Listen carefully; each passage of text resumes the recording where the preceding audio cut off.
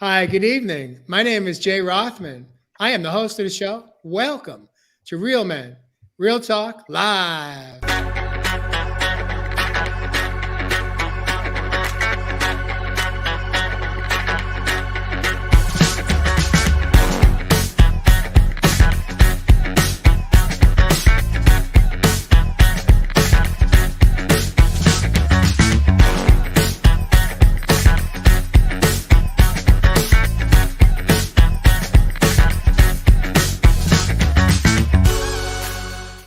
Welcome back to the studio. Again, my name is Jay. I am the host of the show. I am excited to introduce to you this evening my co-host coming in from around the world. We have Mr. 𝐿𝐿𝐼𝐻, the man of the land from down under. He does call Australia home. Welcome to the show, 𝐿𝐿𝐼𝐻. As always, my brothers, great to be here. Of course, we have 𝐥𝐢𝐟𝐞 coming in from Southern California, the Golden State in the United States of America. Welcome to the studio, 𝐥𝐢𝐿𝐼𝐻. Love sharing space with you guys. Let's rock it again. And of course, we have the one and only Jeff Fasano. Nashville, Tennessee is where he resides today. Welcome to the show, Jeff Fasano. Thank you, Jay. Let's do what we do. As we take a moment here just to take a breath, introduce or welcome to the show all of our viewers coming in from 3 platforms this evening. We have Facebook live streaming, YouTube live streaming, and of course, LinkedIn, our newest platform that has welcomed us into the family of podcasting. And so if you should hear something that you like or love, we invite you to tap your love button on your monitor and light us up.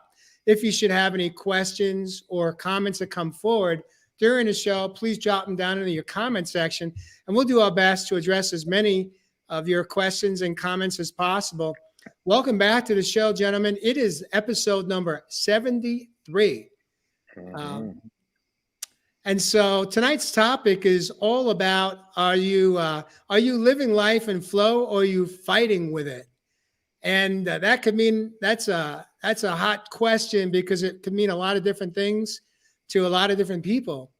But I want to invite 𝐥𝐢𝐿𝐼𝐻, coming in hot off the set of Shark Tank, just barely made it to the studio tonight. Since you came in hot, why don't you start us off this evening and light us up with what tonight's topic is about? Are you flowing with life, or are you fighting with it? And what is that? What does this topic mean to you this evening, 𝐥𝐢𝐿𝐼𝐻? We had our production meeting. I opened up that, I'm feeling grief this week. And I haven't had much time, free time this week, to actually sit down and explore what may be underneath that, or what may be causing this. And I've been kind of busy, and that's okay. And what we did talk about in the production meeting is sort of allowing.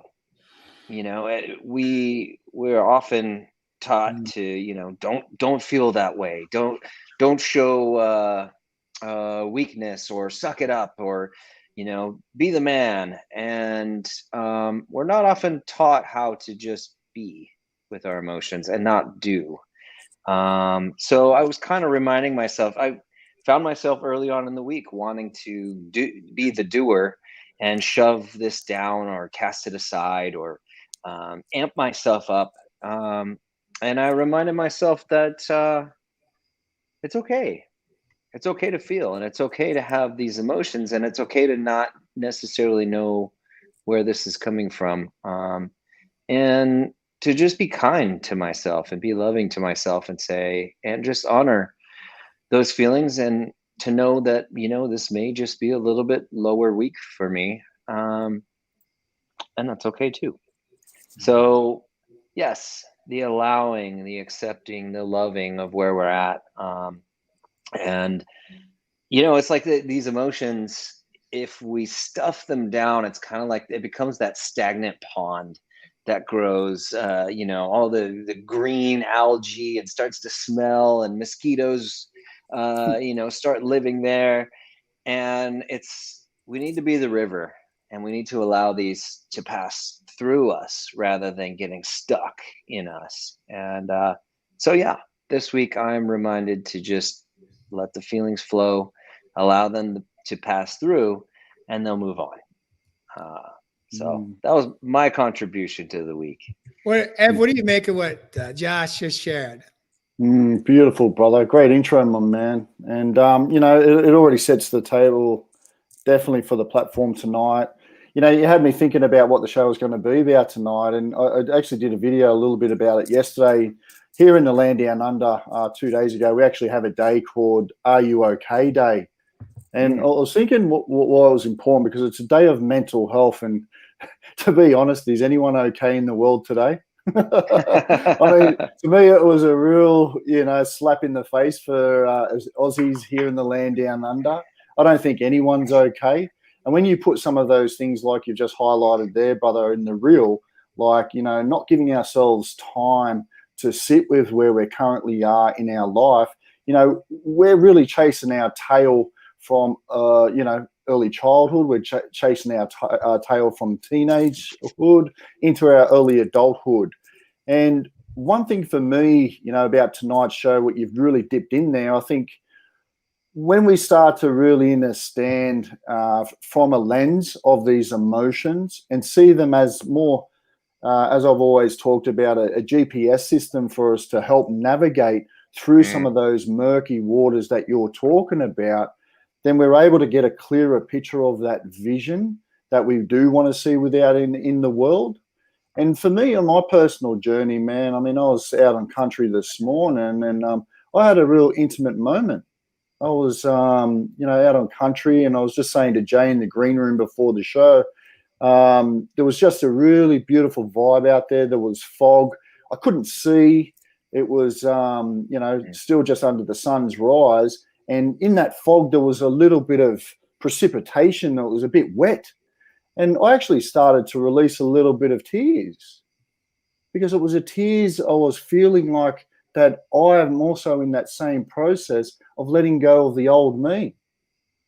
And I think for many of us up until this point within our life, we're finding it so tough to let go of the old version of ourselves, to let go of the old systems, to let go of the old ways, to open and allow, like you're saying there, for this new version of each and all of us to come through.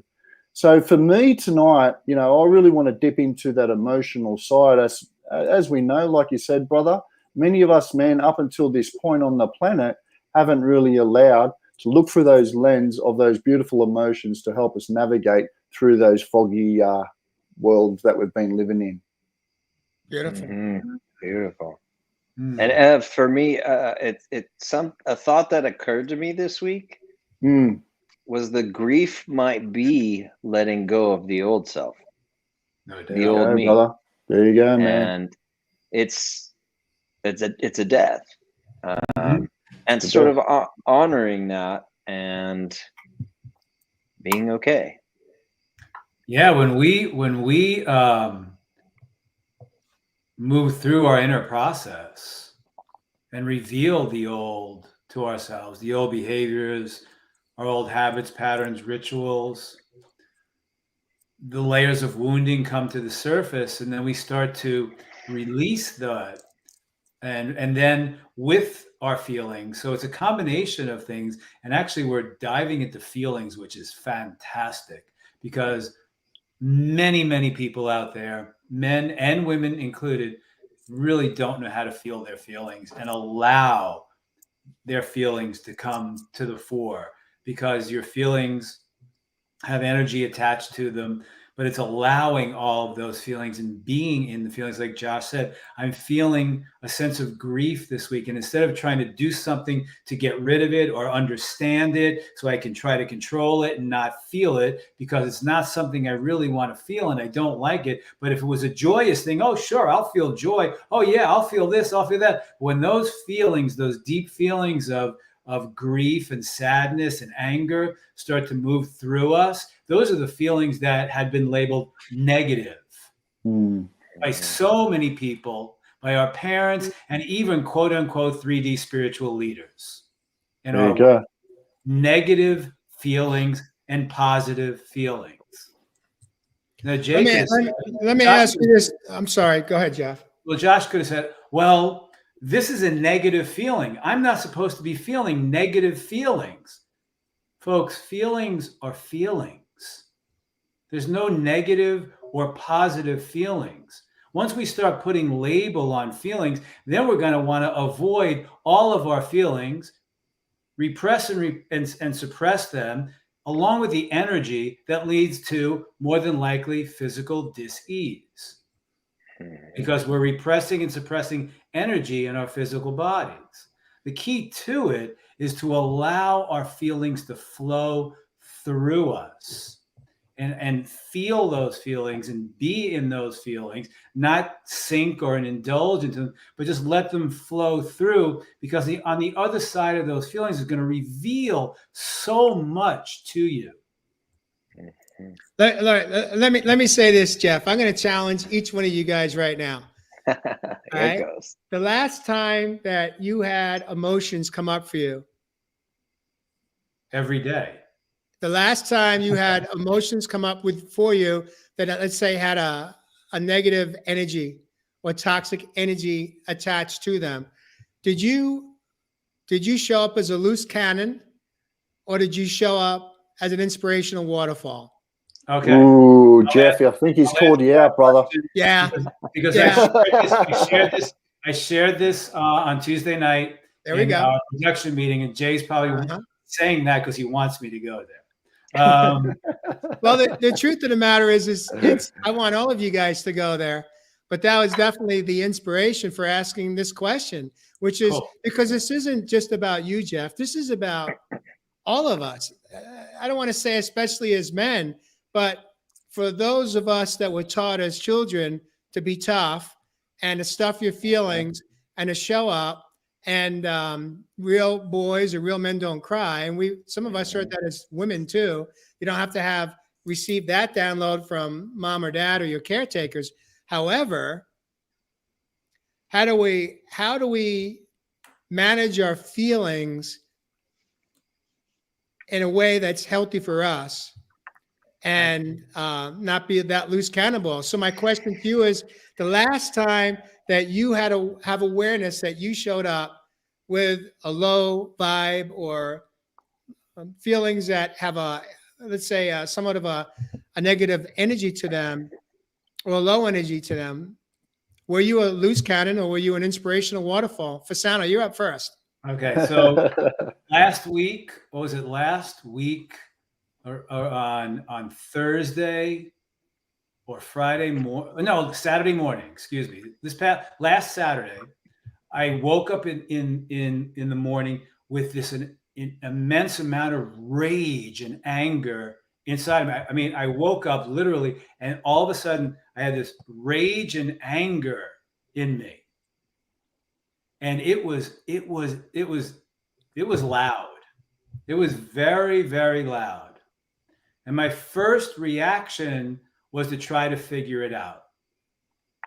But through my processes and all of the tools that I've gained in how to deal with feelings and how to allow to have the feelings, the thing, it was so intense that I could have gotten up, ran after my cats, beat the cat, did all of this stuff, project that energy outside of myself. What I know is that there's a charge to our feelings. Boom. When something is incredibly funny and our vibration rises, we laugh, and we might laugh uncontrollably. That is us releasing the charge of that energy and those feelings. So what I did in that moment is I did my breathe with sound and all this. Then I realized it was so intense that I needed to use my tools to release the charge. So I did that. Whatever, there's tools that I have to release that charge. And I just stayed in it. But when I released the charge and I started having the feelings, like Josh, I'm feeling those feelings of grief and the feelings that come with that. I'm allowing myself to be in it. I'm not trying to figure out why this is happening, Because if we allow it as the energy moves and the feelings move and we have the feelings, on the other side of it is going to be the revelations. So as I allowed myself to feel all of this, I suddenly realized that I never in my life allowed myself to feel angry. It's interesting you use that, brother. You use that sense of the term feel with the feelings. What do you mean by that, my man? It's allowing the feelings, feeling the feelings. Allowing. Yep. Feel the anger, feel the rage. What is it, And I just allowed myself through because I knew that on the other side of it, there's going to be the gift and the lesson of this. But I needed to go through it and have the feelings so they would move, and then the transformation would come in. And so I did that, but it lasted literally Saturday, Sunday, Monday, and Tuesday morning. I woke up and it passed. And what came to me, there was an amazing amount of calm. And right as soon as it passed, because we all know that underneath anger is a hell of a lot of sadness. That hit me, and I started to cry, and I let that move through me. I felt the release of it.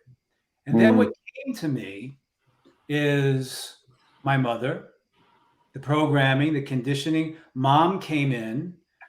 Mom always suppressing and repressing my 5, 6, 7-year-old Jeff's feelings. That came up.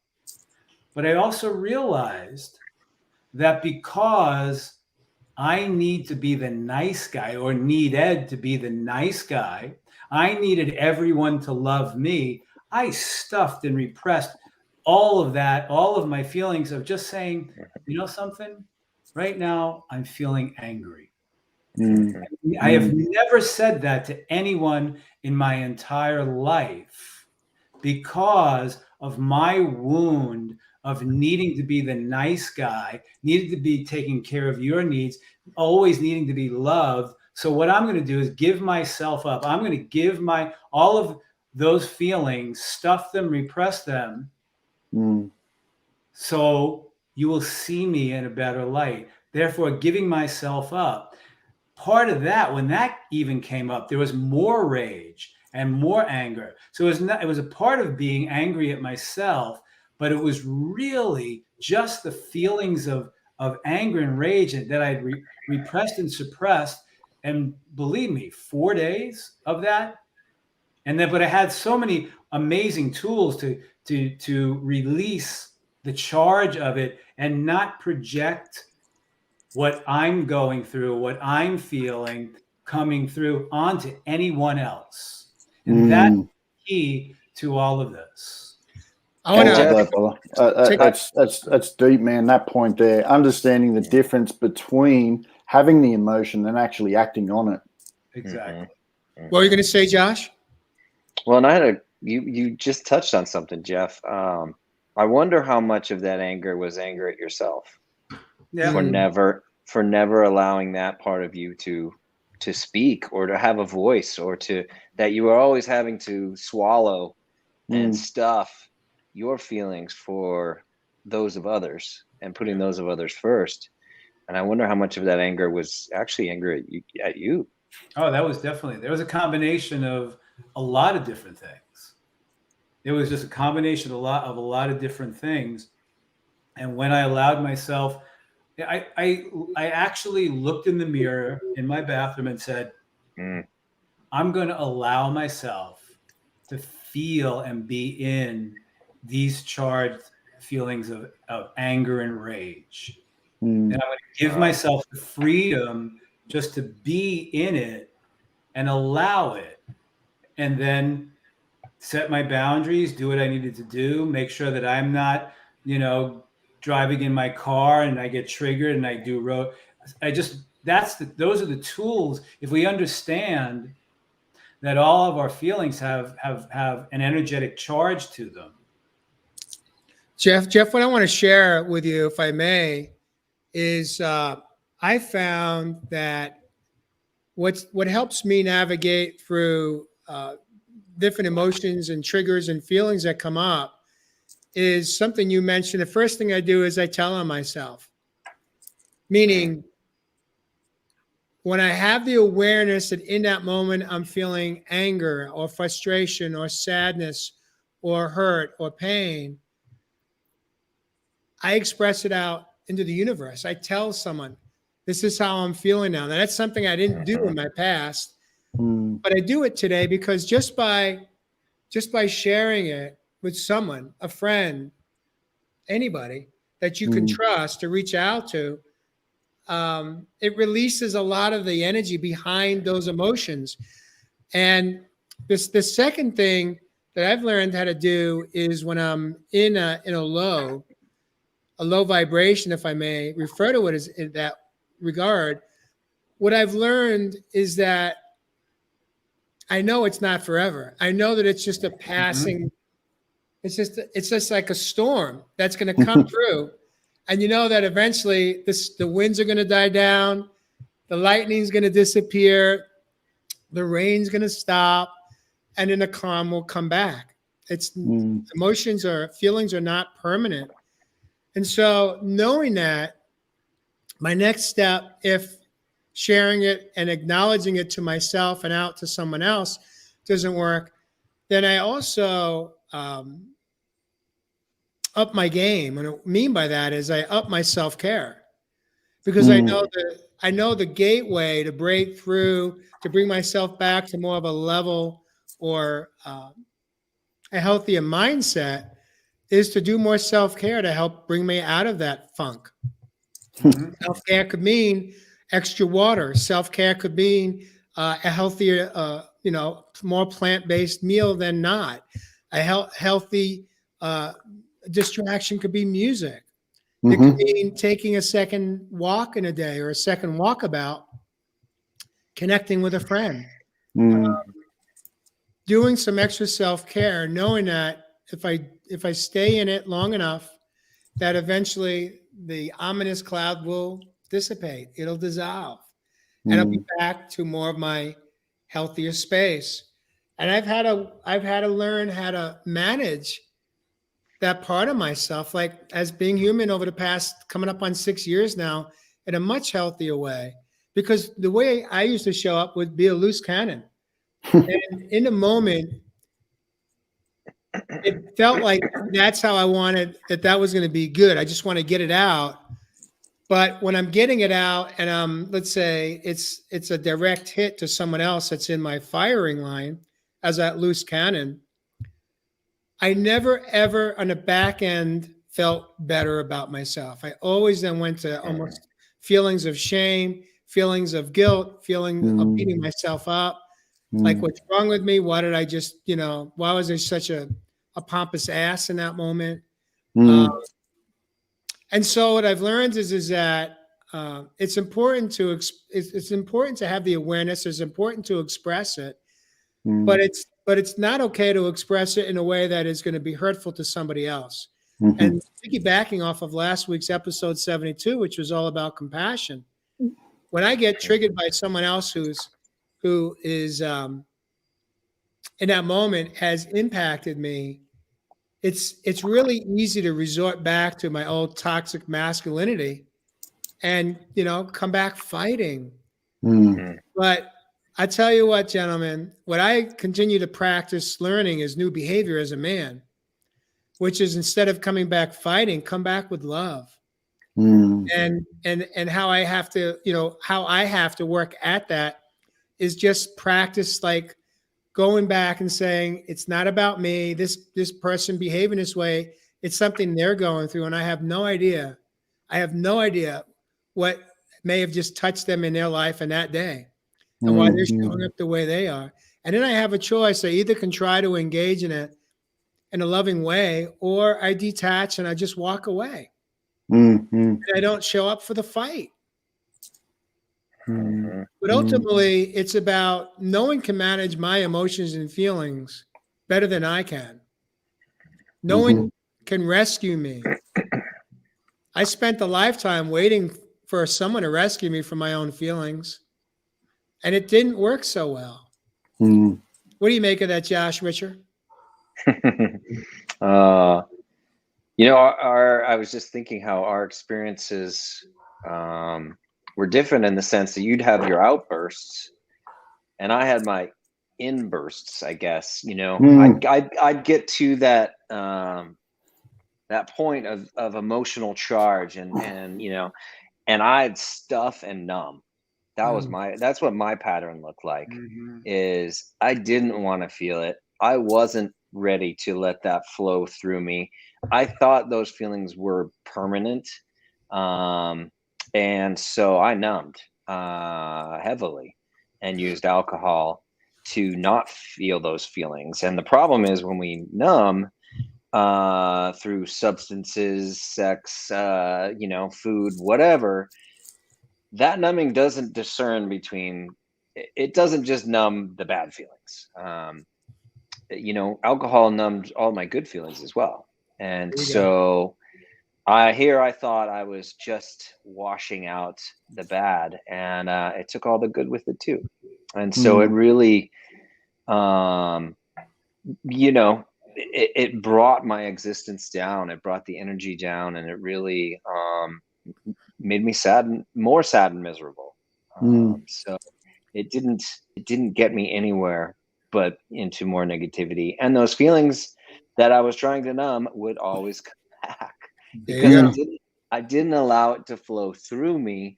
It was still stuck within me, and so they were right beneath the surface, ready to rear their ugly heads again when that charge would come back, or when that situation would come back, or, you know, those memories from, you know, my childhood, or whatever the trigger was for that emotional charge. It's still there. Yep. There you go.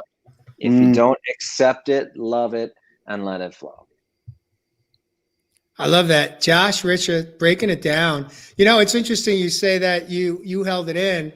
I think in retrospect, I did both. I mean, I numbed out with addictive behaviors, no doubt. But I also sometimes let it ooze out of me in a toxic way that no doubt was more hurtful to me than anybody else. And it was just, I think for both of us, what we're all sharing tonight is we really weren't taught how to manage our emotions and feelings and our thoughts. There you go. We're never taught to allow our feelings. Right. Because the way it made mom or dad feel. Yeah. The reason why mom or dad would look at the 5-year-old, the 6-year-old, the 10-year-old and say, stop crying, stop this, stop that, is because they didn't like what was the feelings that were coming up inside of them. They didn't know how to deal with it. So because they saw a mirror, they said, I don't want to see that. So you stop it. And that's why I said earlier, my mother popped up in this 3 or 4 day episode. And that was the root of it for me. You know, I just want to say one more thing. As I allowed myself and gave myself the freedom to feel that, nurtured myself through it, when I did wake up on Tuesday morning, I felt so much more empowered in my life because I listened to myself. I paid attention to me. I used the tools that I have been given to nurture myself through it. I did not project that onto anybody outside of myself. It was all for me. It was all for me. It wasn't happening to me. It was all for me. To move Beautiful. forward. Love that. Ev, I want to ask you real quickly, when you've shown up in your life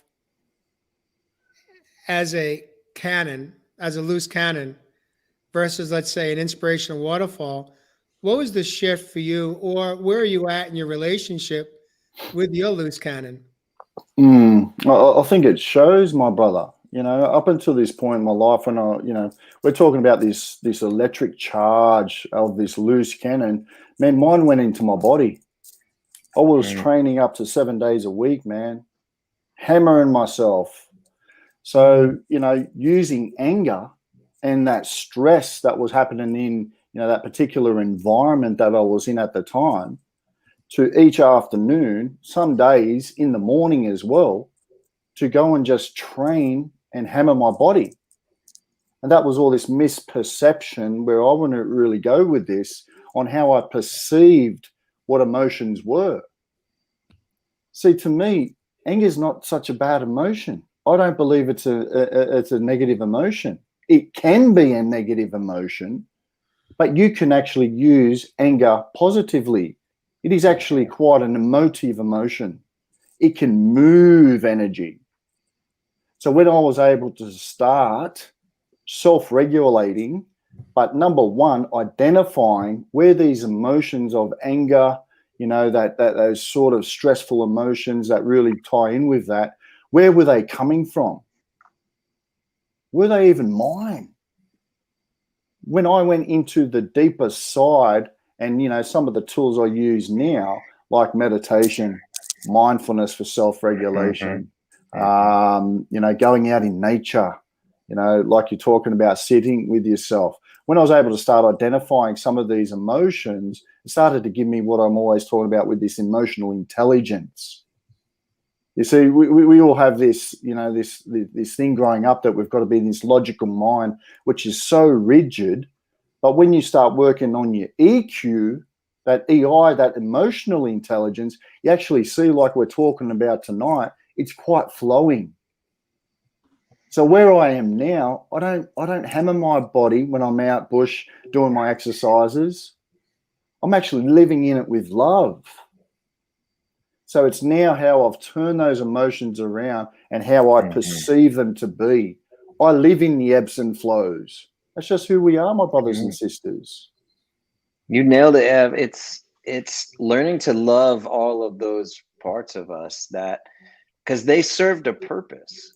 That anger protected us when we were a child. You know, if we look back to our child years, which we often talk about, every one of those emotions served a purpose. And when we shame them or stuff them or deny those parts of ourselves, then we are shaming us. We are shaming our essence, and we aren't living as a whole being. We are living as a fractured soul that is, you know, stuffing and shaming parts of ourselves. It's creating duality within ourselves. Totally. If that's why I was talking about a negative feeling and a positive feeling, no. If I'm going to say I'm feeling anger and sad and those are negative and I don't want to feel or be negative, what you're doing is you're creating a duality inside of yourself where I don't like that part of me, where that anger and sadness is residing, come now, where it actually in somewhere in my physical being, that's where it's coming up. So you know what? I don't like it. You're right, Jai. It creates a duality inside of us because whether it's all about, I don't like feeling this, but I like feeling this. The bottom line is that all of these feelings serve a purpose in the bigger picture on your road to self-mastery, folks. Check this out, Jeff. Elena says, a favorite quote of mine: the feeling that cannot find its expression in tears may cause other organs to. Boy, does that resonate with me right here, right now. Thank you for sharing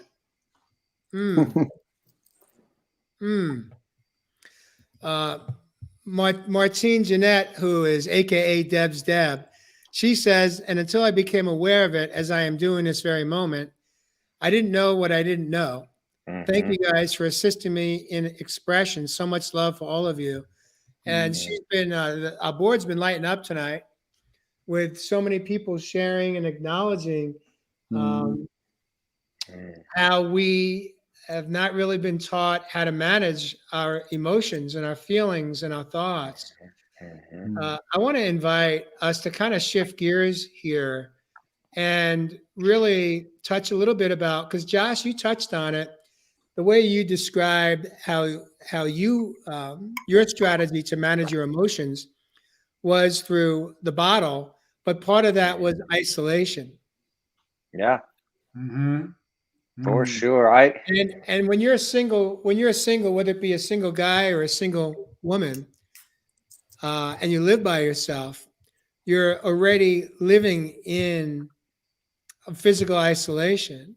Mm. How can we not see that, embrace that as part of the opportunity or challenge, but really, um, how can we change our relationship with isolation so it can actually be a positive, healthy contribution to managing your emotions and feelings without reaching for some form of addictive behavior? Mhm. It's not to dwell in your emotions. Don't sit within your emotions. Don't indulge and sink into them. Emotions, you Yeah. know, but they come, they go. They come, they go, like thoughts. So, Mhm. you know, like that's, you know, we're talking a lot about self-awareness here, which is really at the peak of all of this. But if there is someone that is not at that particular level of being able to be self-aware, be able to regulate their emotions, I mean, these brothers and sisters have got to seek help. These brothers and sisters have got to reach out for support. Mm-hmm. So I think that's where it goes back into the introduction when I was talking about, you know, we do that "Are you okay?" day. I don't feel "Are you okay?" is enough, Mhm. because, you know, if someone was to ask me if I was okay and I was in a deep hole, I could easily just go, "Yeah, no, I'm sweet, I'm fine, thanks." And that's my whole point with all of this.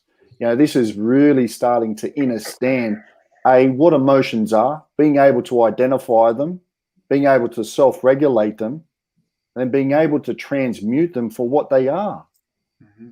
That energy to be able to, you know, feel some of those good emotions, but be able to live with them.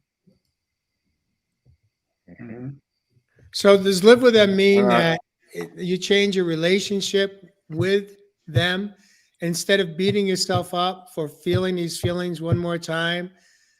Instead, flip the narrative to honoring those feelings, giving yourself permission to feel it. For mhm. me, part of that has also been not giving myself permission to stay in it. Mhm. There's a difference between giving yourself permission to feel them and acknowledge them and honor them. Right. It's different than turning to duvet therapy. And if you're not familiar with what that is, I'll break it down for you. It's when you grab a blanket and you stay under that blanket for days, weeks, months, or years on end. Mm. And it's very easy to slip into duvet therapy because there's some comfort in having a security blanket. Mm-hmm. But ultimately, I found I did that. I did that with my ex-wife. Mm. And it didn't serve her, it didn't serve me, and it didn't serve our relationship. It nearly killed us both.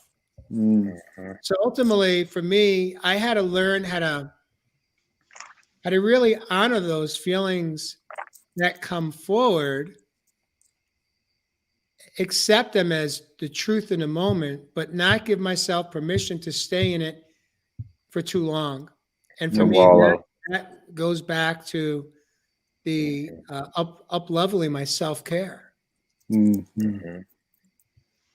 Yep. And what happens too when, we don't give ourselves permission to feel? At least in my case, I would hide and hide Mm. those emotions. Just like you said, Ev, when somebody asked if I was okay. Oh yeah, I'm great. I'm cool. Yeah. I'm fine. I'm not giving that feeling permission. And so what happens, or what happened to me in that I lived majority of my life until my late 30s, hiding my emotions from others. And what it does is it keeps everybody at arm's length. Mm. We are robbing ourselves of closeness, and deep relationships and friendships when you're denying that part of yourself, and when you're not allowing to be whole and to be, sad, bummed out, angry, whatever. When you're just, yeah, I'm okay, yeah, I'm okay. um I didn't have deep relationships with my friend. I had friends, but I never told them how I was feeling or what was going on, or things that I was struggling with, or my states of depression when the business was going south. And it wasn't until I actually it wasn't until I cheated on my ex many years ago, and she told all my friends, and all of a sudden, like, that was my worst night. And she told everybody that I had gone to rehab as well. I didn't Mm, get to share that or hide that like my old patterns were. So she basically aired out all of my dirty laundry to everybody I knew, and I was mortified. Like, mm, if you had asked me what my worst nightmare would be, that was it. mm, And what happened, I'm so glad she did that. And I look back on that because it was the best thing that could have happened to me, mm, because my true friends rallied and mm. came to my side, and I had much deeper relationships with them. And then the fake friends went away. I didn't have to exert energy on that anymore because they walked. Mm, But it showed me that honoring those feelings within ourselves and sharing those feelings with the people that are close to us brings everyone closer together. And it was, like I said, it was my worst nightmare, but it was my greatest gift. And we mm, have that in common, Josh. That same thing happened with me. mm, Hey, the And more the it takes so much energy to suppress and repress your feelings. mm, So much energy to stuff those feelings down. And when you keep on stuffing and keep on repressing, you're just building the armor and fortifying that armor around your heart space and shutting your heart down if you're denying, suppressing, repressing, and stuffing all of your feelings. If you allow yourself to have your feelings, inch by inch, millimeter by millimeter, your heart is going to open more. mm, mm. Your heart will open, but your heart will begin to open to yourself. I'm allowing myself to feel. Oh, wow. You don't feel in your head. You don't feel in your mind. Where do you feel? You feel in your heart, Heart space. That's right, brother. in your heart space. Your mind is what's up there trying to control it all through your conditioning and your programming. But if you allow yourself and that energy to flow and feel, and then use your tools Mm, to not project that charge outside of yourself onto others, you'll gain a greater sense of empowerment within yourself, but your heart will just open and keep opening. And then you can share with another when they ask you, so how you doing? Oh, I'm feeling sad right now. mm, Feeling a little angry right now. I feel like I'm going through a grieving process right now. So I'm sad. Oh, what do you need? Well, you know what? I really just need for you to leave me be today. mm. The two questions to ask is, what are you feeling and what do you need? And if everybody can do that and in such an inviting way, more hearts would open. Love that, brother. So I guess, Jeff, like getting into some tools for our brothers and sisters out there, having trouble trying to, regulate some of these emotions. Got a question for you, my brother. How could you tell the difference between a thought and an emotion? Well, the feeling comes first, Mm-hmm. and then the thought is going to try to control that feeling. And here's the difference. The feeling comes up. It comes up from inside of us. Mm. The way that we all want to control it is, why am I feeling that right away? Why am I feeling that? We want to know why. The brain wants to know why. We want to know why. Our wounded parts of us want to know why I'm feeling angry right now. I went there last Saturday. Why am I feeling? And then I stopped myself. That's me trying to control this. so I don't have to feel it. I don't have to deal with the wounds associated with it. I don't have to deal with the trauma associated with that is triggering the shadow part of me in this moment. So a tool is when you're starting to feel sadness. Let's use sadness as Josh. I've been in this grieving place. So in that place, I've been feeling sad this week. What we're all going to do is go right to our heads to ask why. Why am I feeling that? That why is going to come up after you allow yourself the organic process of feeling. Love it, brother. And I agree with Katrina too, Jeff. I think both work in a sense where I remember when my business failed, and I would have the thought that I failed the investors. I failed, my family and friends that put money into my business. Therefore, I must be a failure. And then that's what led to my depression. So it was like I made up the story about myself through my thoughts. Yep. And that generated the deep depressive emotions, and I couldn't get off the couch for weeks at a time. So the reverse, I believe, is true too, where the thoughts we indulge in and the stories we create with those thoughts also drive emotion. I want to pull this up. Expressing what works for me.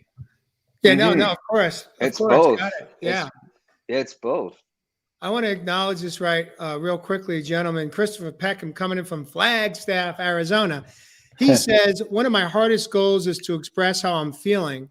Now, what I'd like to do is use this as a segue, gentlemen, because this is what we're talking about tonight. This has been all of our reality at some time in our life where many of us, I'm speaking for myself, and you guys have acknowledged it here tonight, I didn't know how to express how I was feeling because I wasn't even in touch with the root of my feeling. A lot of the times when we show up as men and we're angry and we got our boxing gloves on and we're ready to go, as that loose cannon in the battle, what we think is the emotion, or what we think is at the root of it, is just a symptom. It's the anger is really not the root of what we're feeling. Definitely. So where do we go from here? Ev, what is at the root of the anger? Bring us deeper. It's fear. It's fear. Fear. There you go. Fear. It's fear. Number one. Anger is just the bodyguard of fear. There you go. So, it's a survival mechanism. But, like getting back to those tools, I think, like what Chris is saying out there, how to express them. For me, brother, like I said, my way of expressing it back in the day was going to hit the gym and smashing my body apart and thinking that I was, able to express it in a healthy way, which was actually flipped. I do it now for a creative process. So what that might mean to you, I don't know if you do any writing. I really try and encourage a lot more men to journal these days and put down their emotions on paper. One method that I use for clients that I help is called my 4 and 4 method. So I get you to put your alarm on 4 times, 4 hours, every 4 hours, 4 times a day, depending on your time, your cycle, your sleep cycle, etc. And just check in. I know Jay calls them checking in with your vitals. I just call it a check-in. And I get my brothers or my sisters to write down those emotions and just write down how you feel after those 3 or 4 hours. What mood are you in? Check in and do that over some time, my brothers and sisters, and you will start to become more aware of where some of these emotions are coming from and what may be the triggers behind them. One other thing that I do actually personally for me is I've got the easel over the back there. I love art. Some of my best art pieces, man, are coming from an emotional space. There you go. And I put that straight down on paper, and I'm able to then really be able to express in a much more healthier manner. So it's interesting you say that, Ev, and I love what you just shared, how you segued into how you use art in a therapeutic way. Christopher Peckham is a very talented chef, Now, There you go. I suspect that a lot of the time when he's creating and preparing a meal, he's creating it from his emotional space, from what he's feeling. He's just is not aware that he's tapping into it and expressing it through food. Yeah, And there's nothing wrong with that. That's a beautiful way to show up for yourself. beautiful. Especially if it's healthy food, in a way that Chris is his specialty is plant-based, dairy-free, vegan. Really, he's a very talented chef, and I love what he's always prepared for me. But again, I think it really comes down to is it's really learning how to have awareness and get in touch with what you're thinking, what feelings are being created from your thoughts, what emotions are coming forward, and then learning how to give yourself permission to honor those moments. And perhaps I may be stabbing in the dark, but I suspect for you, Christopher, it may had sometime in your younger years you were shut down, and or you were not, your mentor may also have struggled with expressing their true essence of their feelings or thoughts and emotions. And learning how to, the truth is that just because that's how you showed up and that's what you were taught doesn't mean you have to spend the rest of this lifetime living in that muck, living in that inner turmoil, and learning how to love yourself right where you're at and give yourself permission to have awareness of what you're feeling and then express it either through art, either through food, through creating healthy, nutritional meals, through writing, through journaling, through dance, through song, many different ways. Through photography. Connections. What's that? There you go. Photography. There you go. Of course, photography. Our man, Mr. Fasano, best in the business. And for me this week, it's funny. This week I was feeling low, and so the old patterns would have been to numb that or wash it away, and make that go away. Reject it, stuff it down. And the longer I sat with it and allowed it, I didn't know what that sadness was, and I just asked myself, "What does this feel like? Like what?" And the word grief came back, and that's when I was able to identify it. And I was like, "Yeah, this feels like grief," and I don't know why, and we don't necessarily need to know why. But putting a label on it or identifying, and not labeling it, but identifying it was nice, because then I could have compassion. Beautiful. Magic. You know what?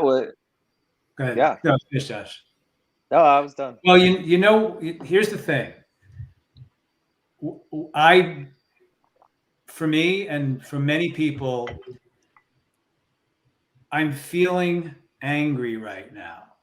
We think that we have to explain that why we're feeling that to someone else. So that's where it gets convoluted. As 𝐥𝐢𝐟𝐞 would always say, it's simple, but it may not be easy. This is very simple. I'm speaking to Christopher and those people out there who have a real challenge of allowing the feeling and then expressing it. When you ask somebody, how are you feeling? They immediately go into an explanation of something. For some reason, I need to explain why I'm feeling joyous. Or as opposed to saying, you know what, I'm feeling a lot of joy right now. That's how simple it is, Christopher. Closing your eyes, going within, as Ev just said, and Jay talk about going within and being with it, and breathe into your heart space and simply ask yourself, what am I feeling right now? And it's really simple. I'm feeling joy. I'm feeling anger. I'm feeling sadness. That is your explanation and expression of your feeling. It's that simple. Beautiful. I'm feeling sad. You don't need to explain why you're feeling that to anybody to justify the fact you're feeling sad, because that's the wound. That's what I used to do. That's why I suppressed all of that anger, because I felt I had to justify it and explain it to somebody, because I still wanted to be underneath it, the root of I need to be the good guy. I need to be the guy who's loved. So that was my root wound. And then when I'm feeling sad. I'm feeling angry. I'm feeling angry.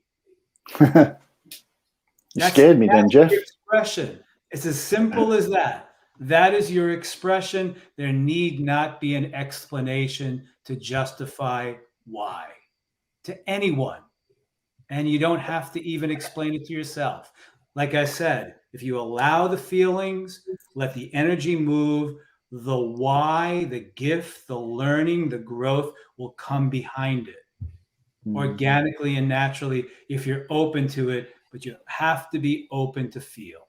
There you go. Boom. Boom. Again, I want to just reiterate, Jeff, that I think what's really important is to acknowledge it, honor it, but don't give yourself permission to stay in it too long, because it hasn't served me. No. So Josh, even in that moment this week when you felt like there was some type of grieving going on, it's beautiful. I mean, I grieved 3 losses over a 1.5 year period simultaneously. And it didn't mean that I was in duvet therapy. I got busier. I reached for more healthy self-care tools that I knew would eventually, I began to trust. I began to trust that if I just kept showing up for me and making healthier choices than how I had in the past when I was grieving or feeling some type of, low vibration, the more I practiced and I began to trust that it was possible, that if I just do more of the healthy things, eventually it'll dissolve, it'll dissipate, and I'll be back to the place that feels better for me. But by no means do I ever give myself permission to stay low for long. If that makes sense to you guys, I have found that it's been a beautiful way to navigate up and out of that rabbit hole. It's not allowing yourself to sink into your feelings and then indulge them, and then creating this massive story around them. Beautiful. Shannon Thompson says, Jay, once we show up for ourselves, we can heal and we can grow. Yeah, man. I want to bring up one great point that you brought up, Jay, here at the end, was trust. Because when I first started to allow my emotions to flow, they came out awkward, and they came out explosive, and they came out at the wrong time, and they came out in the wrong way, and they came out brass and from an insecure place. And so trusting them was really hard, because I didn't know where they were coming from or how to control it. It was just this raw thing that I had never felt or allowed or had compassion for. And when it came out awkward and weird, I kept shaming it more and trying to stuff it down more. And so there was this period in my life over multiple years where I had to learn to trust it. And I had to learn to be, and that's when it starts to flow more like a river rather than an explosive firework that comes out at the bad time. And so there is a little bit of a process, and I want to honor that for anybody who is in that space or just starting to trust your emotions and let them flow. There's an awkward teenage period. that pimple-faced teenager, you got to go through it, and it's awkward and it's weird, and you got braces, and it's goofy, and yeah, it's so, or at least that's how it showed up for me. And it Beautiful. seems like you guys can feel that one too. Totally. Mm. Beverly Annette says, Josh, she says, be in the present moment, sit in a seat Mm. of awareness, which is what we're really conveying, and Mhm. let Mhm. it flow through you and watch it leave like a cloud. Boom, Um, boom. Like each, that fog this morning, sister. Like the fog I was talking about. each time that I gave myself permission to sit in the awareness of it, honor it, and then get busy, Mm. the more I practice an alternative choice in how I was going to manage my feelings and emotions, the more trust I was able to build around myself. Mm. I'm going to repeat that. The more Beautiful. trust I was able to build around myself, knowing that it's possible, that I'm not going to stay there, I'm going to rise above. It takes practice. That's from the Jay. That's from the adult perspective. Yeah. Coming from little Jay. No, that what we're saying here is Yes. that the root, if we've repressed and suppressed feelings, they were so through the wounds of the child, There through you the go. wounds. What Jay is talking about is allowing ourselves to be in the moment, having a feeling, but then shifting, which is what I did on Saturday, into the adult place There you go.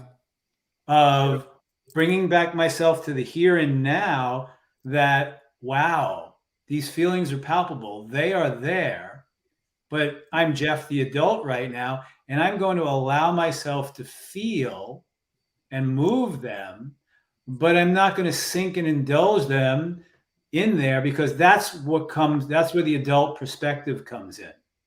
Mm. And then around all of that, as the feelings move, the energy moves, on the other side of it, I've said this 5 or 6 times tonight, will come, oh, wow, There you go. I saw mom in that moment, and I literally saw Jeff, the 5-year-old, that was really pissed off at mom.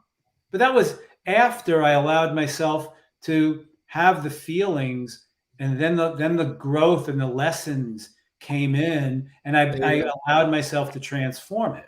Beautiful. Katrina Right. May says, the quicker you process the pain and learn the lesson, then surrender, then focus on gratitude, you will move through anything quite quickly. There's that word again, that powerful word, gratitude is always a space lifter for me. Mm. Always a space lifter for me. It's like the magic sauce of the universe. I swear, you could put gratitude on anything. And Mary Kelly affirms what you just shared, Jeff Fasano. She says, parent that inner child. Parent that inner child. That's the key. God, look at what we signed up for, brothers. Wow. Well, here's the thing: is as an unawakened man that I was for most of my adult life, up until a short 6 years ago, I wasn't even aware what part of me was upset, what part of me was sad, what part of me was feeling those hurtful feelings. I had no idea that that it was my younger self. That in that moment, one more time, I've been hurt, I've been let down, I'm scared, I'm fearful. I know those feelings of I'm not enough. Living in the armor of a suit and tie to protect me with, as we've talked about a few times before in the show. We are well over the hour right now.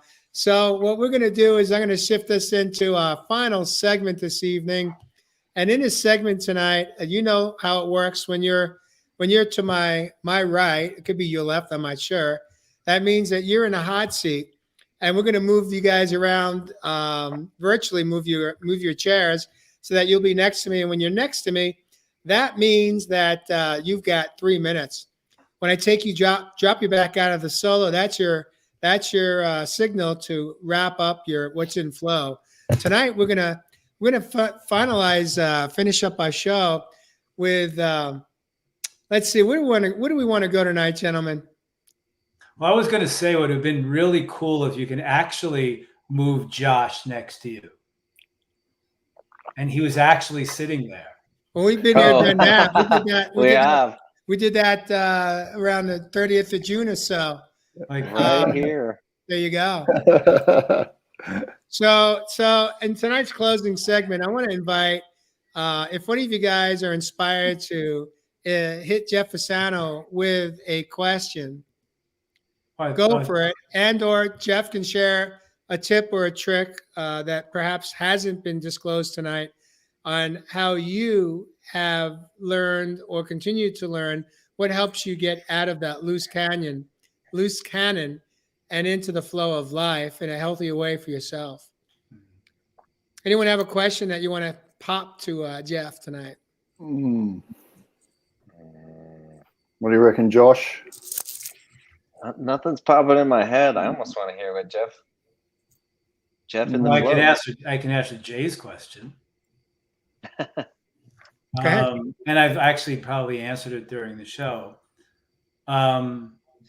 My first tip is to, when there is energy moving in you and you're starting to feel, there are feelings that are surfacing inside of you.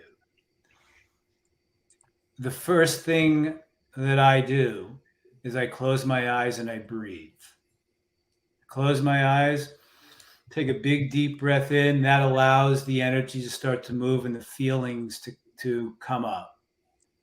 And then as they come up, I then identify the feelings. I'm feeling sad. I'm feeling angry. I'm feeling joy. I'm feeling content. I'm feeling peaceful. I'm feeling angry. And I let the feelings, and I start to identify the feelings without judgment or shame of the feelings. And then they begin to move.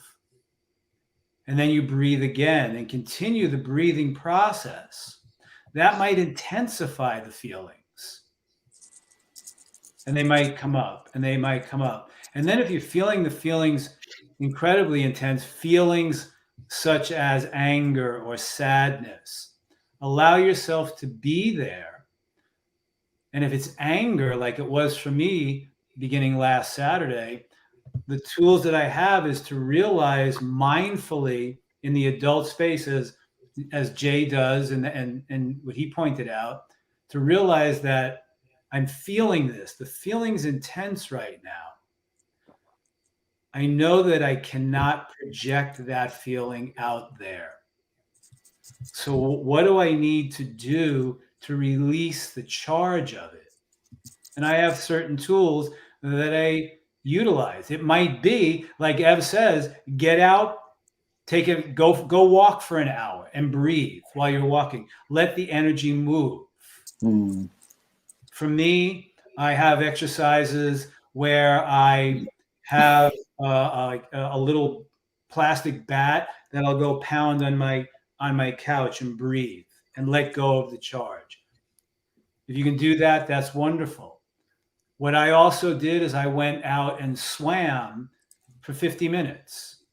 That moves our energy and dissipates and releases the charge. It's not going to get rid of your feeling. It's going to dissipate and release the charge. And what's really important with all of this too is that in this moment, if you are feeling angry or sad and you allow it, it does not mean you're never going to feel that again. A lot of people think that if I allow myself in this anger and these feelings to move within me now, then I'm done with anger and sadness. No, you're not. No, you're not. Beautiful. Because you're feeling beings, and you are going to feel angry again. You are going to say, and believe me, you are going to feel joyful again. And you are going to feel content again. You are going to feel peaceful again. And then you are going to feel angry again. And then you are going to feel sadness again. So what we're talking about, the tool is, the end product is to, as we all said it tonight, let it flow. Love it. Jeff Fasano, breaking it down. Magic, brother. Love that. Thank you, Jeff. Josh Richer, you're up. Anyone have motivated to ask Josh a deep question? because Josh came in hot tonight. When he comes in hot, meaning he just got off a set, that's when he tends to be a little bit more vulnerable, a little bit more shedding of the clothing, the armor. If not, I had somewhere I wanted to go here at the end. All right, we'll take it, Josh. Go for it. There was a quote years ago that when I was going through my breakdown and breakthrough, that really spoke to me. And it was that, I can't remember who said it, but what you are most afraid to show the world is your greatest gift. And it goes back to that, all those parts of me that I shamed and stuffed and hid because they were wrong, or I labeled them, or I'd created stories around them about myself, and keeping people at arm's length, like we talked about earlier, and all those feelings I didn't allow and didn't want to show the world, ended up very literally being my greatest gift. It was me opening up about all of that, and about the negative self-talk, and about my depression, about my anxieties, about almost taking my own life, about going to rehab, and all of that, and writing that in my book and sharing that here on the show, has touched more hearts and has brought me more joy, to be real and to be honest and to be brutally vulnerable, to cry on the show, to express struggles in life. And so all of that was exactly what I was trying to hide from the world before. And so there is so much truth in that. What we are afraid to show the world is our greatest gift. And that has brought me the most joy and closeness with others in this life than I've ever felt before. Love that, brother. Embrace your feelings. Embrace the sides that you shame, the sides that you want to stuff, and the sides that you're afraid of, because those are all parts of us. We need to love, accept, honor, and like we all said, let it flow. It's not bad. Don't stuff. Love it, brother. Beautiful. That was it for me. Beautiful, man. Josh, I want to ask you in this moment,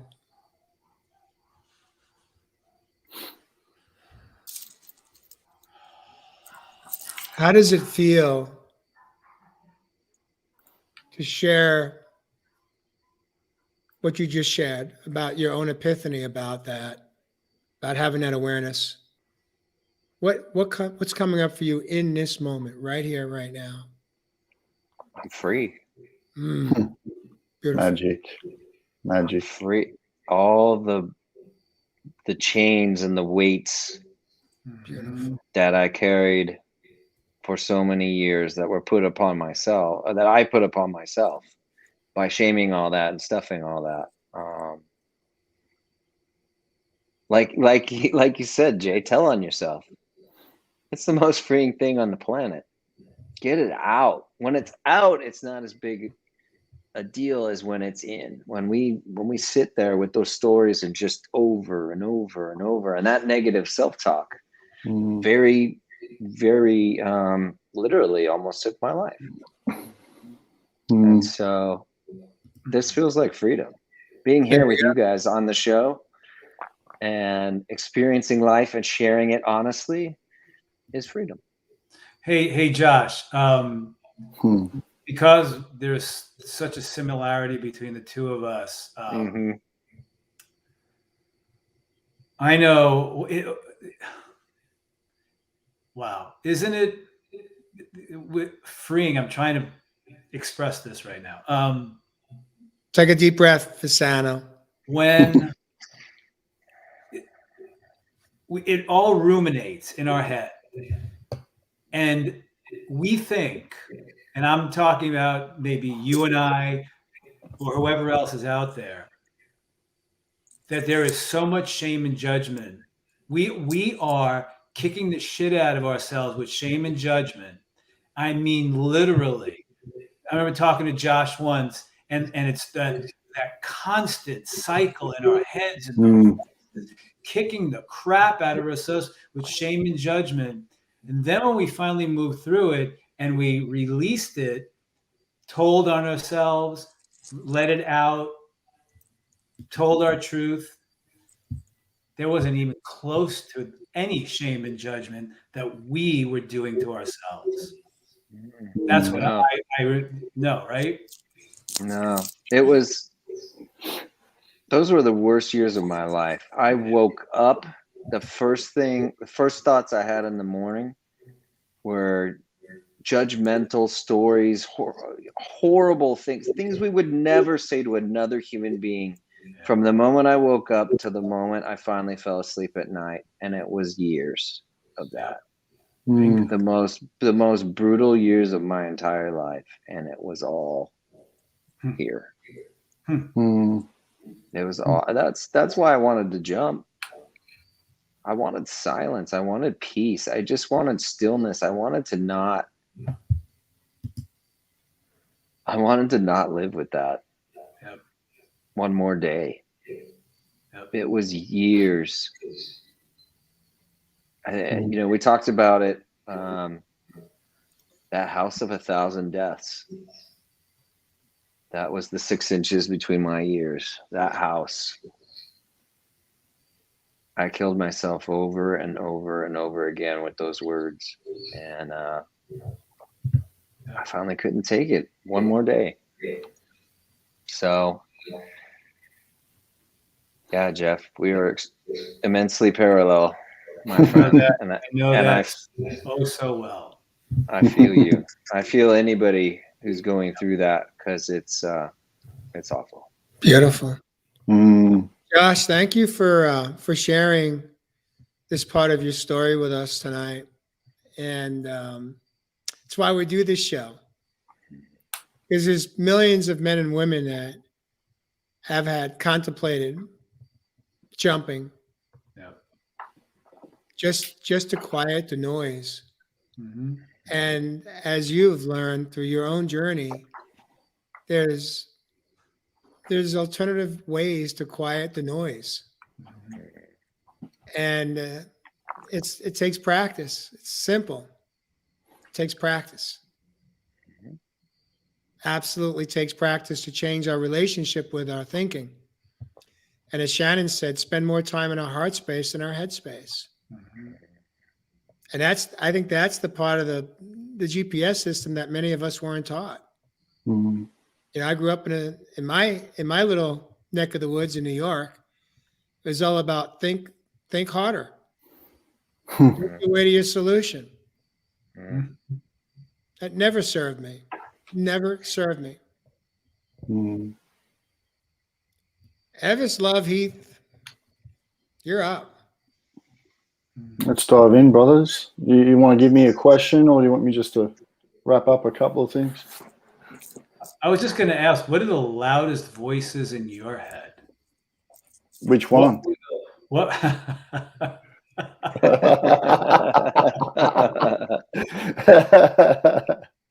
Go on, Jeff. Yeah, no, I mean, I don't know why. I mean, Josh just hit. This is what we discussed tonight is a very, very touchy subject for me, because it's my biggest wound, and why I'm so passionate about feeling. It's because I was denied it by my mother, and the expression that went along with it. But like Josh and I, we had those voices in our head that literally, for me, drove me mad.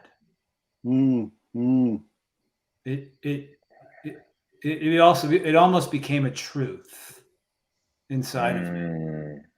Interesting,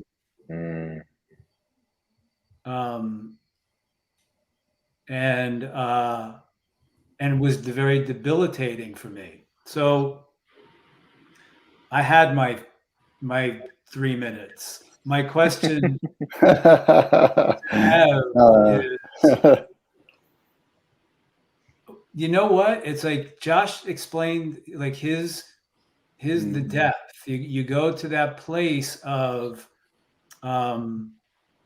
almost, you go to a place of a death inside of us where the choice we get to, quote unquote, rock bottom is life or death. Mm. And that is the point we get to, that we have only those two choices, which is all the wounded child understands, is life or death.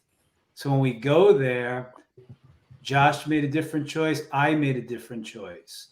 Was there ever any part in your life where you got to that place where you made the choice of life to expand, which ultimately will bring about a passion and a deeper sense of purpose in your life?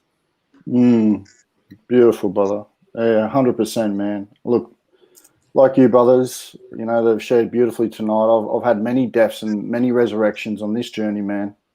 And probably in one of the most beautiful ones, like I mentioned at the start of this particular show tonight, that I've ever been in. And that's really letting go of that old Ev that I thought I was, you know, which I was really hammering my body back in the day. For God, I've been training close to 25 years now. And realizing that I don't have to hammer my body anymore, but live within it with love. And, you know, we all have those voices. The thing is, it's really identifying, like I keep saying, with these particular things that we call emotions. What are emotions? You know, I did a lot of deep work because I was known as a hothead. I'm not sure if that term's used over there on the other side of the pond, but a hothead was similar to that loose cannon. And I never understood what that was.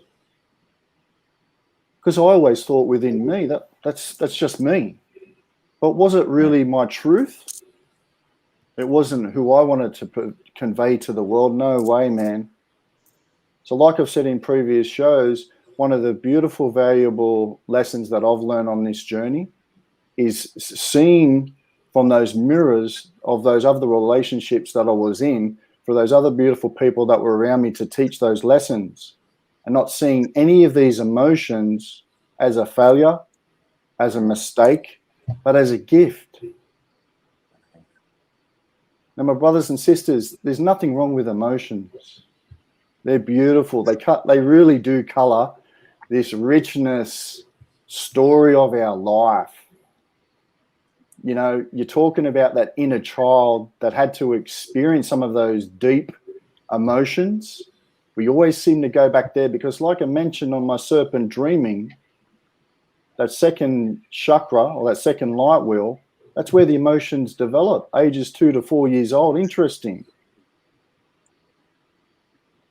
So, like I keep saying, if we don't allow these emotions to flow and we aren't able to healthily express them, then of course we're going to project it onto the outside world as a hothead or as a loose cannon, particularly as men.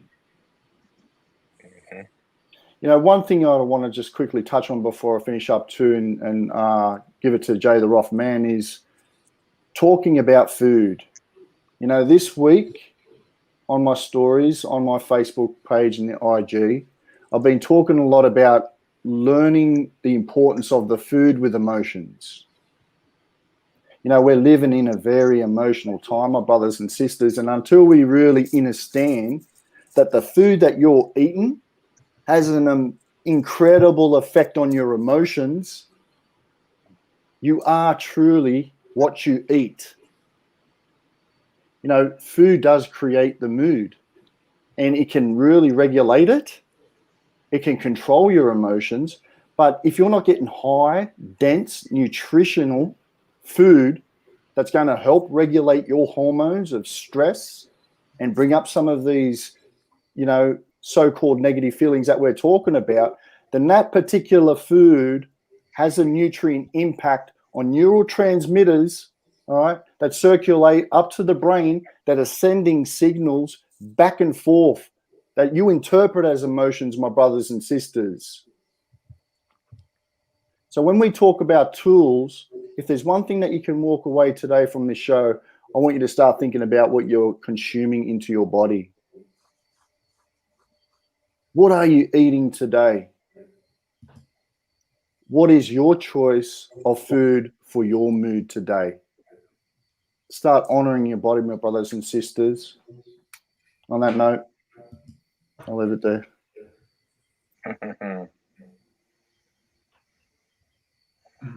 I'm taking a moment here just to let that drop in for all of us. So many of us are not aware of how nutrition impacts our mental health, our neurological well-being.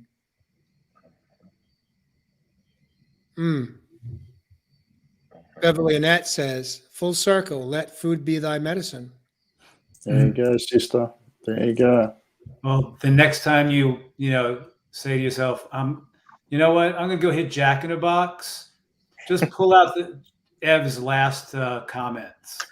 And put that in your iPhone. All right, gentlemen. This is What do you reckon, brother? What do you reckon, brothers? Do we let him just flow? You Or know, do we get him to fight for it? any questions come up? I love to answer questions because it actually kind of guides me. Anything come up? One's come up for me, brother. Okay. And you just brought it up for me. You're a Cancer, aren't you, Jay? Yes, sir.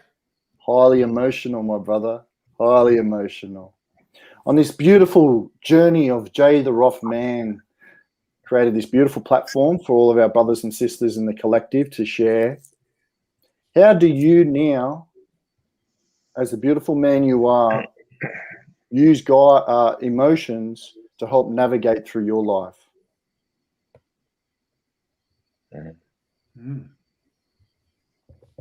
Through your life.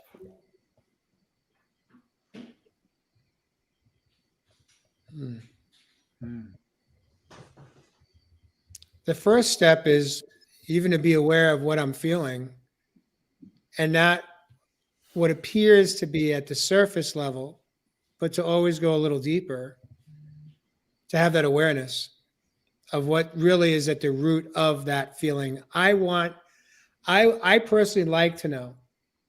I don't just want to sit in the muck without knowing what the muck is I'm sitting in. Because for me, it's an opportunity to explore, an opportunity to not ignore, but explore. And through that process,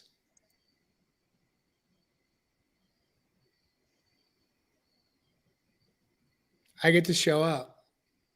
I get to honor those feelings. I get to express them in a healthier way today. Through writing, through music, through connecting with another individual, through nature, as examples. But as I've shared tonight, if the feelings or emotions have some low energy to them, I know it's not good for me to stay there for too long. I know that releasing cortisol, fight or flight into my system could be the death of me. My body is tired from that fight, from being that loose cannon. And I know that it doesn't serve me anymore. I know it doesn't serve my body, doesn't serve my relationships. It doesn't serve the most important relationship, is the one with myself. And I shared this with Mary in the last couple of years where I said, I don't have any fight left in me. I don't have the energy for it. And for me, that is the ultimate surrender. It's like the guy in the boxing ring that He doesn't have to get knocked out to say, I'm done. It's over. And he steps out of the ring. If you think about a boxing ring, you're enclosed in a space. You've got ropes surrounding you. You're in, to some extent, it's bondage. I lived in that ring my whole life. I was fighting to survive. And now I'm living to thrive.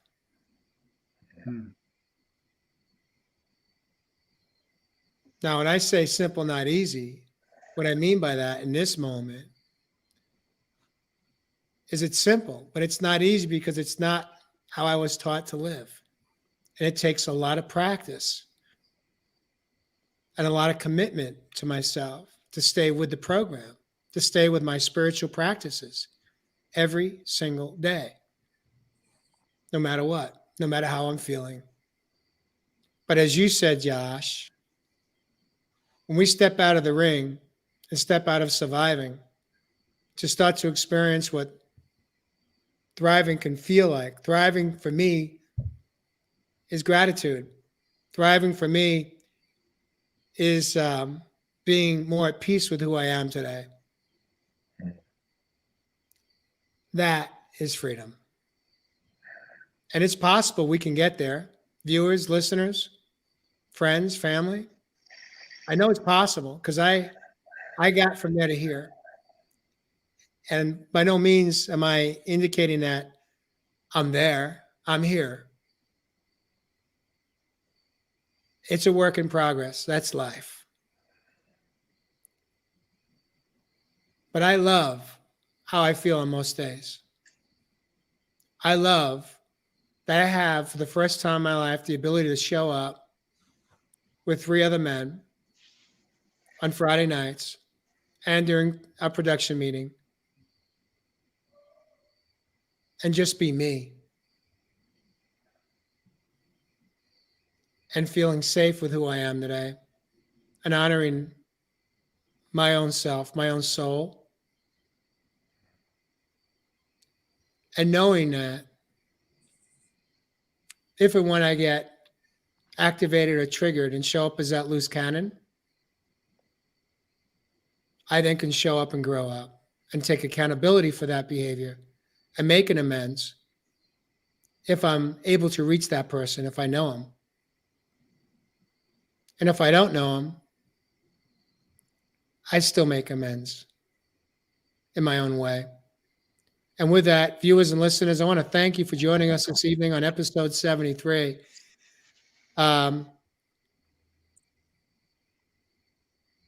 We appreciate you. We see you. We feel you. And no doubt, we understand you. Keep showing up. Keep showing up for that little girl inside. Keep showing up for that little boy inside. They're still here. They're still needy. And what they need is you as your adult self. To love yourself, honor yourself, respect yourself, nurture yourself, nourish yourself. Love yourself. Start today. Start this evening. Start this weekend. I love you guys. You're amazing. Keep showing up for yourself so that we have something to talk about each week. I don't think we'd ever run out of anything to talk about. Right. And viewers, if you should have heard something that you liked or loved tonight, please share it out into your community. And if you are inspired to donate a small donation to us so we can cover our costs every week, week 73, any dollar, any amount helps. It's been on the screen, Venmo. At Real Men, Real Talk Live, I believe is the, I just lost, it's Real Men, Real Talk Live on Venmo. You can find us there. Show us your love by contributing, donating just a small amount, anything that you feel you can afford that you got out of tonight's program. We appreciate you showing up for yourself, and we'll see you next week on Real Men, Real Talk Live. Peace and blessings.